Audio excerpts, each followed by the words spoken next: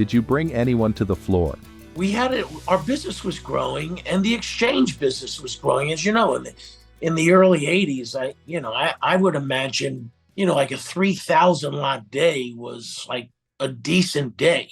And when you would have the roll, in other words, and it was mostly trade houses, when trade houses would have to roll their spot month hedges to the next month, you might get a 10,000 lot volume day. So now, as time went on, 10,000 lot volume days were normal, and 20s were maybe the roll days, or maybe 30. So we ended up needing more employees, and I had I have three sisters, and all of their husbands at one time worked for me. My best friend in Little League, Joe Scaduto, came working for us. And guys I knew from my hockey teams, they came working for us. And then you'd meet interesting guys from other brokers' operations that you might talk to, and maybe pirates, the too strong of a term, but you'd see a good kid and you'd hire him. And we did that with somebody like Paul Dapolito, and it was a fun time. It was a fun time working with friends and having those experiences on the trading floor. How did the trading pit affect your health? I remember some friends of mine would talk about high blood pressure. And there was one day that I vividly remember exploding, like it felt like my head was going to fly off. I was so angry about something that happened on the close. Back when I was trading, you would have this cardboard board where you would have all your orders on. You would have your buy side, your sell side, and then, the stop losses on the margins.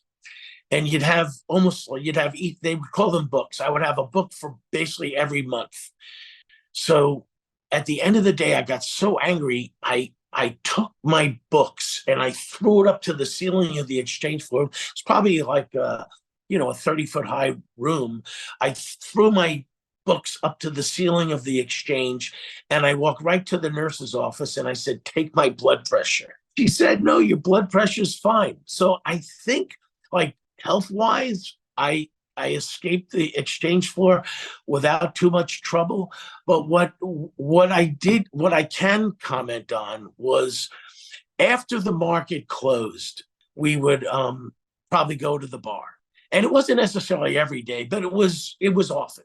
And when I would come home late at night, or maybe not so late at night, but not in the best shape, my wife would complain to me and she'd say, what are you doing? And I said, "Oh, honey, we had a great day today.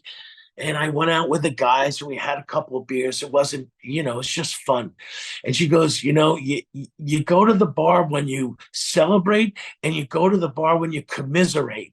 So what can I expect when you come home? How was your family affected by your job? I initially did not intend or want to trade. As time went on, and, as I mentioned, errors might induce my trading. When the funds would come in and trade the market, they would take the market to extremes. So the idea for a trader would have been to fade that action.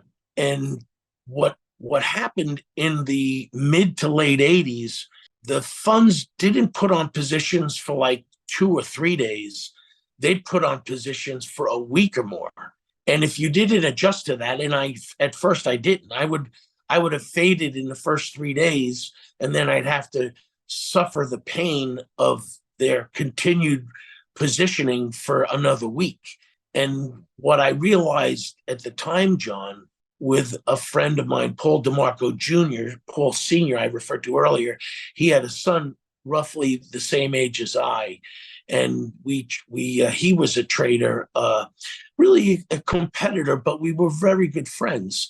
And we realized together that in order to understand what those funds were doing, we needed to study technical analysis. after we took several courses in technical analysis, we ended up teaching some courses in technical analysis. Those trading positions became large enough, and if successful, you could make a lot of money. And there were days and years that I did make a lot of money, and there were times, and this goes to your question, where I remember being short the market, and cleaning my refrigerator and getting a call on a Sunday that there was a frost in Brazil. And I came home that Monday, and my family was away. I came home that Monday, and I went up the stairs of my house, and I passed each of my four children's, the three bedrooms that my four children slept in, and I felt like I let them down terribly. And I felt like I let my wife down and my family down. It was an awful feeling. And to struggle to climb out of that was difficult. I kind of get a kick out of telling that story, if for no other reason than for the fact that in all my years, I was never long for a frost. I was short a couple of times, and I'm able to smile about it, which is somewhat ironic, I suppose. But I do remember the impact that one time had on me when my family was away, and I'm walking past their rooms thinking that I was a failure. And it was difficult. What would you change? I just spent some time with a friend from the exchange floor over the weekend, and he was a local trader. And for the people that are watching this, a local trader was, in short definition, it was somebody that traded solely for their own account, where I was a commissions broker who not only traded for my own account, but most of my trading, in a large, 95% of my trading was for my customers. And I explained to him how lucky we were. It was an unbelievable time. People refer to it sometimes as the Wild West. And the Wild West, the connotation could be misunderstood. Gun shooters and fights and all that sort of stuff. It wasn't so much like that. It was just that it was a time that flew by, and the opportunities that we had during those years on the exchange floor, and the money that people were able to make and earn was really staggering. I mean, I'm holding up this Rangers glass here, and I remember being on the cover of a futures magazine with Vinny Viola. And Vinny Viola started as a broker on the New York Mercantile Exchange, and now he owns the Florida Panthers. When I say the Wild West, or we talk about how lucky we were, it was just a time that it's hard to explain. And my friend and I lamented how it would have been nice that maybe our sons had gotten involved in the business. I have a daughter and three sons. My friend has two sons.